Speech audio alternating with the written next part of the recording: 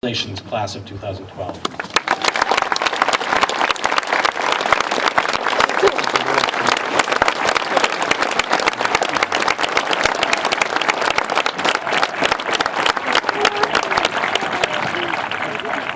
I would like to now call to the podium the valedictorian of the class of 2012, Mr. Sean Griffin.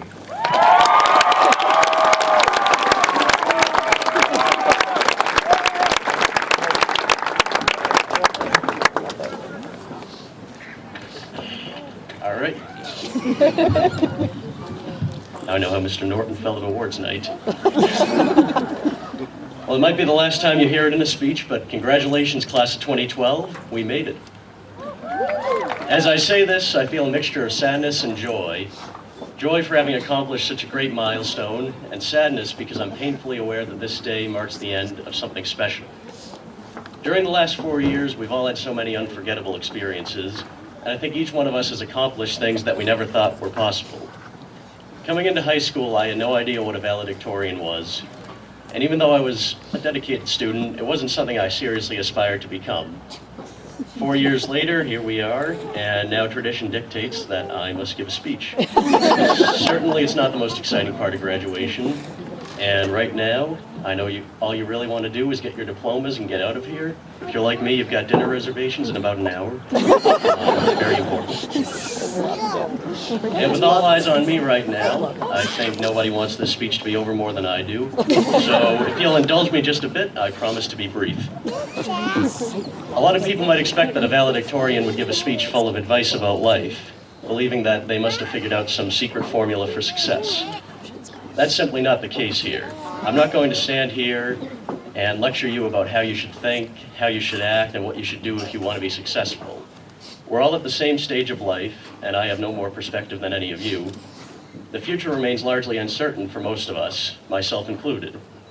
The only piece of advice that I will offer is a simple yet crucial one, which you probably already figured out. You get what you give. To succeed at anything, commitment and discipline are indispensable. Having seen just about everyone seated before me succeed in one way or another and achieve at a high level, I know that this class has no problem with commitment and discipline, and I have no doubt that we're going to be one of the most successful, well, we're definitely going to be the most successful class ever. I don't think I'm biased.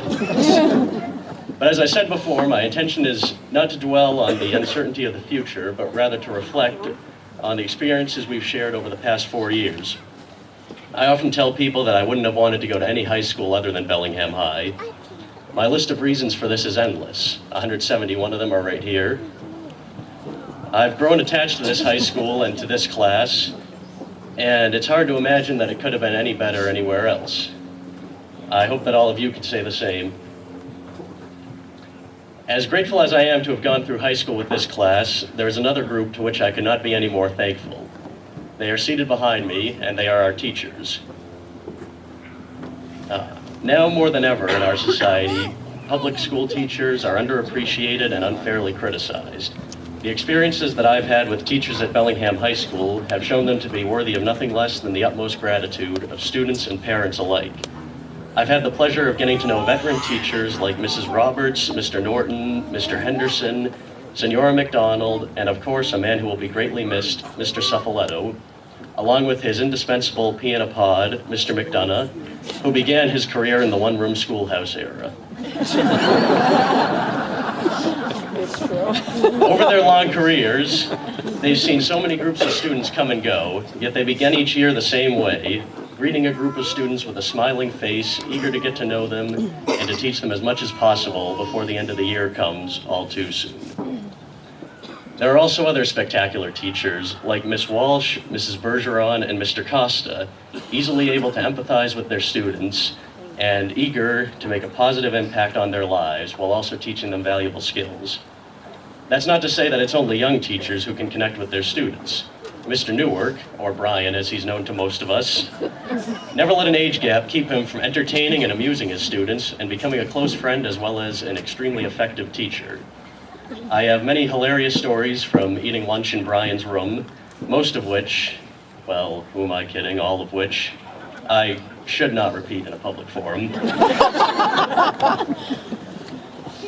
And I think Mr. Dalby's Facebook page, which has over 1,400 fans, pretty much says it all. I don't know anybody who doesn't absolutely love Mr. Dalby. These are just a few of the teachers who've been influential in my life and who've made being a member of the Bellingham High School class of 2012 such a special and unique experience. Everybody will take something different away from their time in high school, but my hope is that all of you will leave with positive feelings about the past 4 years. While this day may represent the end of something special, it is also the culmination of years of hard work. So tonight, let's not think about tomorrow, where we'll be in 10 or 20 years, where we'll live, what kind of car we'll drive, what we'll do for a job. Instead, let's enjoy our last night together as a class, indisputably the best class to ever grace the halls of BHS with its presence. It's going to take a lot to top this, your move, class of 2013. I feel truly blessed to have gone through this high school with this class, and now I feel especially blessed to be done with this speech and be able to turn it over to Mr. Morano again for the part that we're all waiting for. Thank you.